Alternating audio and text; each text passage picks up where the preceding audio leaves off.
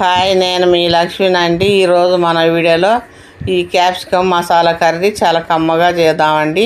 ఈ కర్రీ కొరకు capsicum 1/2 KG, ఇవి వాటర్లో వేసి కడిగి పెట్టుకున్న క్యాప్సికమ్ ఈ ముక్కలు చేసుకుందామండి.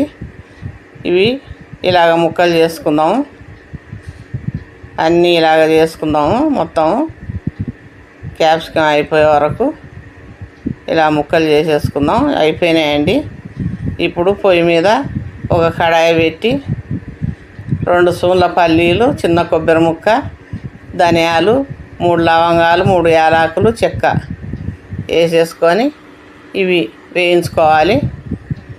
ఇవి వేగిన తర్వాత 2 స్పూన్ల నువ్వులు, ఇవి చిటపటం అనే వరకు వేయించుకోవాలి. ఇవి వేగిపోయినాయండి. ఒక మిక్సీ జార్ తీసుకొని పోసేసుకుందాం. చింతపండు వేసి ఇది మిక్సీ పట్టుకుందాం. పేస్ట్ లేక చింతపండు వేసుకుంటే టేస్ట్ బాగుంటుందండి. కర్రీ మసాలా కర్రీ కదా, ఇలాగ పేస్ట్ బాగా మెత్తగా పట్టుకుందాం. పొయ్యి మీద ఒక ప్యాన్ పెట్టి 2 స్పూన్ల నూనె వేసుకొని 1/2 స్పూన్ ఆవాలు, 1/2 స్పూన్ జీలకర్ర, 1/2 స్పూన్ మినపప్పు వేసి ఇవి వేగిన తర్వాత కరివేపాకు వేసి 2 పచ్చిమిర్చి కట్ చేసినవి, 1 ఉల్లిగడ్డ కట్ చేసింది వేసేసుకొని ఇది కొంచెం వేగనిద్దాం. వేగిన తర్వాత అల్లం వెల్లిపాయ పేస్ట్ 1 స్పూను, ఈ పేస్ట్ బాగా వేగనిచ్చి ఇప్పుడు టమాటా ముక్కలు 2 టమాటాలండి, 1/2 స్పూను పసుపు, సరిపడా సాల్ట్ వేసుకొని ఇది బాగా కలిపి మూత పెట్టేసి మగ్గనిద్దాం. మగ్గిందేమో చూద్దామండి. మగ్గింది, ఇలా మగ్గిపోవాలి. ఇప్పుడు మసాలా పేస్టు దీంట్లో పోసేసుకుందాం. పోసేసి కలిపి మొత్తం కలిసిపోయే వరకు కలుపుకుందాం. దీనికి ఇప్పుడు కారం వేసుకుందామండి. 1 స్పూన్ కారం. మీకు ఇంకా ఎక్కువ కావాలంటే ఎక్కువ, తక్కువ కావాలంటే తక్కువ వేసుకోండి. ఇది బాగా కలిసిపోయే వరకు కలుపుకొని ఇలా మొత్తం కలుపుకోవాలి. ఇప్పుడు క్యాప్సికమ్ ముక్కలు వేసుకోవాలి.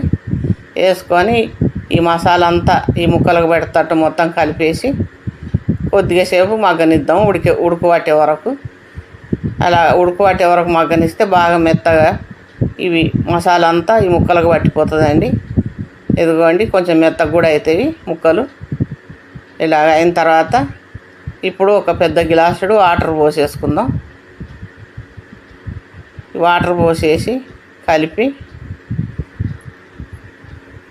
ఇప్పుడు మూత పెట్టేద్దామండి. కొద్దిగా గ్యాప్ పెట్టి మూత పెట్టేసి 10 నిమిషాలు ఉడకనిద్దాం. ఉడికిపోతుంది కర్రీ.